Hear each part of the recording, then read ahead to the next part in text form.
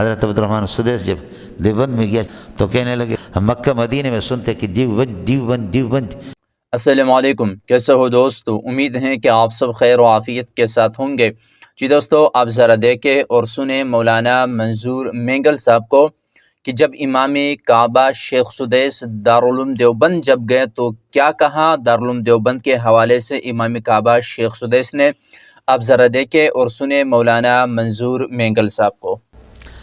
مدرسے میں دے دو 1 روپے پہ 10 روپے کا ثواب،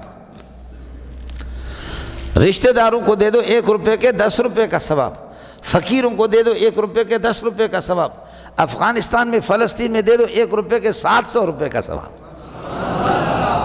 سمجھتا ہے؟ مسئلہ اس طرح ہے، مسئلہ شرعی یہی ہے۔ میں نے جمعے میں بیان کیا تو مجھے مختلف حکومتی اداروں کے بھی ان لوگوں نے بھی ڈانٹ دی، محتویوں نے مجھے کہا لعنت ہو تم پہ، تم ہمارے مدرسوں کی چندہ خراب کر رہے۔ میں نے کہا تمہارے مدرسے کو چندہ کی ضرورت ہے، ایک چندے کی، میرے مدرسے کو تو چنداتات کثیرہ، بولو چنداتات کثیرہ۔ میں تو میرا مدرسہ تو مسائلستان ہے، 8-10 سال ہو گئے اس کو، ادھر جنگل کے اندر کچھ بھی نہیں ہے، میرا مدرسہ تو مسائلستان ہے، مجھے تو چندے کے آپ سے زیادہ ضرورت ہے۔ لیکن مسئلہ شرعی یہی ہے کہ اب عزیزوں کو، رشتہ داروں کو، مدرسوں کو دینا 1 روپے کا 10 روپے کا ثواب، اور مجاہدین کو دینے میں 700 کا ثواب ملے۔ وہ جو 49 کروڑ والا جو ہے نا، وہ حدیث ہے ہی کمزور، مفتی رشید احمد کی کتاب اس کے خلاف ہے۔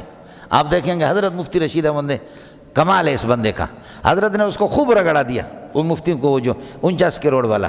لیکن وہ جو ثواب ہے وہ بھی ان کے بارے میں نہیں ہے، وہ جہاد مجاہدین کے بارے میں۔ اس لیے مثل الذین ينفقون اموالهم فی سبیل اللہ کمثل حبۃ انبتت 7 سنابل فی کل سنبلۃ 100 حبۃ واللہ یضاعف فی کل سنبلۃ 100 حبۃ۔ ایک گندم کے دانے سے 7 خوشے آ گئے، اور ہر خوشے کے اندر 100 دانے ہیں تو 700 ہو گئے۔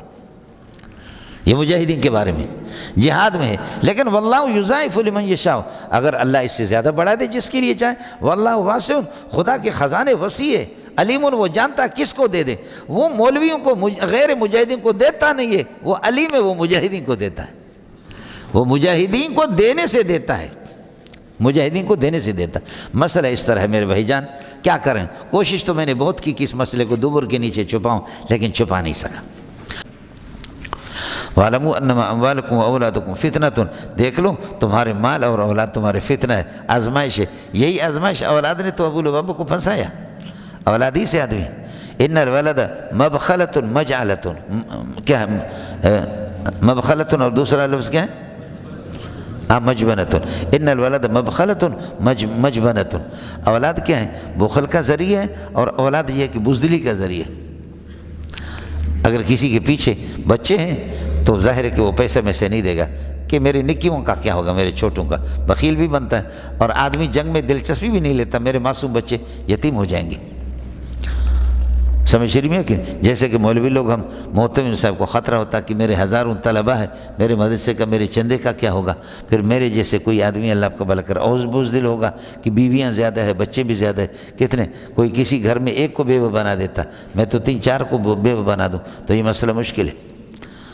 سمجھ، ہماری جو مصلحتیں ہوتی ہے، اللہ ان مصلحتوں کی وجہ سے خدا کے احکام کو جس طرح، یا آدمی جب خود کنگلا ہوتا ہے نا، تو کنگلا ہو کر کے پھر حق کو چھپا چھپا کر کے وڈیروں کے سامنے ہیرا پھیری کر لیتا ہے۔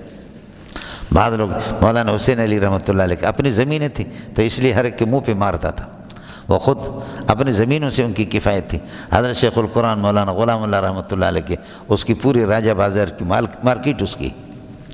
میں حضرت شیخ رحمۃ اللہ علیہ کی زمینوں پر بھی گیا ہوں، اٹک پر، یہ اٹک والے ساتھی بتائیں گے، وہاں حضرت اقدس شیخ القرآن مولانا غلام اللہ کی زمینیں ہیں، اس لیے اس نے کسی کی پرواہ نہیں کی۔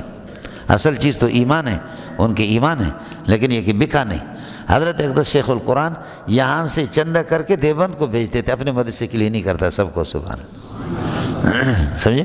یہاں سے کراچی میں وہ لوگ اب بھی موجود ہے، اگر کسی کو باور نہ ہو تو میں آپ کو ملاؤں گا، یہاں کراچی سے بخدا یہاں سے بھی چندہ کر کے حضرت دیوبند کو، اس وقت دیوبند کا حال کمزور تھا، اب اللہ پاک نے دیوبند کو بہت، پوری کائنات پہ بھی دیوبند چھا گیا۔ حضرت عبدالرحمن السدیس جو امام حرم ہیں، حضرت عبدالرحمن السدیس جب دیوبند میں گیا چند سال پہلے، سمجھے، یہ تقریباً 15-16 سال پہلے کی بات ہے۔ جب حضرت گئے، دیوبند والوں نے استقبال کیا تو کہنے لگے کہ ایمان میرا تازہ ہو گیا۔ ہم مکہ مدینے میں سنتے کہ دیوبند دیوبند دیوبند، دیوبند کیا ہوتا ہے، آج دیوبند کو دیکھ کر دل خوش ہو گیا، سمجھے۔ الحمدللہ الحمدللہ، اللہ ان حضرات کو زندہ رکھے، بہت بڑی بات ہے۔ حضرت اقدس مولانا مناظر حسن گیلانی رحمۃ اللہ علیہ کا عجیب بات واقعہ لکھا ہے۔ انہوں نے کہا کہ میں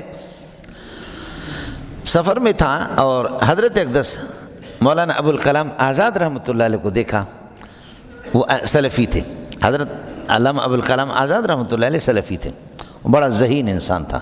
حضرت اقدس شیخ العرب والعجم حسین مدنی رحمۃ اللہ علیہ سے کسی نے پوچھا، اگر آپ ملک کو آزاد کریں، جیسے تحریک چلی برطانیہ کے خلاف، اگر ملک آزاد ہو جائے تو آپ کس عالم کو صدر اور وزیر اعظم بنائیں گے؟ مولوی عبدالباری کو بنائیں گے یا فلاں کو؟ کچھ ہندوستان میں چالاک مولوی تھے، کس کو بنائیں گے؟ تو حضرت خاموش رہے۔ آخر کسی نے کہا ابوالکلام آزاد کو بھی بنائیں گے؟ کہا جی ہاں، اسی کو بنائیں گے۔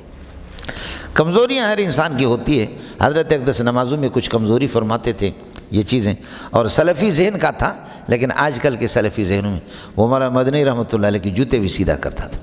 وہ اتنا آدمی تھا کہ علامہ انور شاہ کشمیری کی دل سے قدر کرتا تھا، صاحب علم تھا علامہ ابوالکلام آزاد رحمۃ اللہ علیہ۔ حضرت فرماتے مولانا مناظر حسن گیلانی رحمۃ اللہ علیہ کہ میں نے دیکھا کہ حضرت جی فرائض میں امام کے پیچھے وہ رفع یدین نہیں کر رہا، اور نفل نمازیں جب پڑھتا ہے تو اس میں رفع یدین کرتا ہے۔ تو میں نے کہا کہ حضرت آپ اتنے ذہین آدمی ہیں، یہ کیا ہے؟ یہ تو الگ چیز ہے، سمجھے۔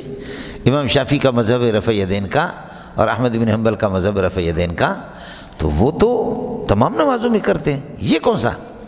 تو ابوالکلام آزاد ہنسنے لگے، ہنس کر کے فرمانے لگے، یہ وہ توجیہ ہے کہ تمہارے عظیم محدث استاد نے بھی آپ کو نہیں پڑھایا ہوگا، انور شاہ کشمیری نے بھی نہیں پڑھایا ہوگا، کہ دیکھو میں فرائض میں رفع یدین نہیں کرتا، اور میں نوافل میں سنتوں میں رفع یدین کرتا ہوں۔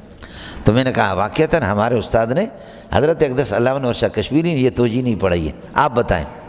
فرمائے قوموا للہ قانتین، قوموا ساکتین للہ، قوموا عابدین للہ ساکتین حال کونکم ساکتین، خاموش، نماز میں سکوت، خاموش۔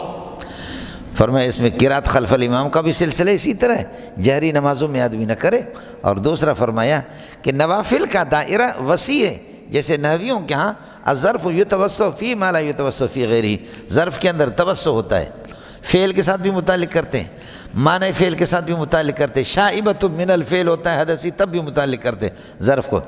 فرمایا کہ نوافل کا دائرہ وسیع ہے، اس لیے اس میں اتنا سکوت وہ مطلوب نہیں ہے۔ گدھے پر بھی آدمی پڑھ سکتا ہے، سواری پہ بھی پڑھ سکتا ہے، رخ لانڈی کی طرف ہو یا حیدرآباد کی طرف ہو تب بھی پڑھ سکتا ہے۔ فرائض کے اندر فرائض کا دائرہ تنگ ہے، اس لیے میں فرائض میں رفع یدین نہیں کرتا، نوافل میں کرتا ہوں۔ بتاؤ تمہارے استاد نے یہ توجیہ بتائی آپ کو؟ انور شاہ کشمیری نے؟ میں نے کہا جی نہیں بتائی، اسی آیت سے آئے مسئلہ سمجھ میں؟ اچھی بات ہے۔ وقوموا للہ قانتین، وقوموا عابدین للہ قانتین حال کونکم ساکتین۔